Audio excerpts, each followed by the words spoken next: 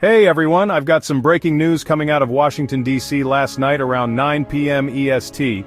An American Airlines Bombardier CRJ-700 regional jet, flight 5342 from Wichita, Kansas, collided with a helicopter near Ronald Reagan National Airport.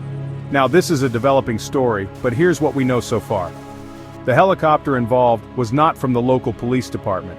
After the collision, it crashed into the Potomac River, and search and rescue operations are currently underway. Due to the incident, takeoffs and landings at the airport were halted, causing significant disruptions. The Federal Aviation Administration, or FAA, is on the case investigating what led to this tragic accident. For those just tuning in, it's important to note that these situations are rare, but when they happen, they remind us of the critical importance of aviation safety.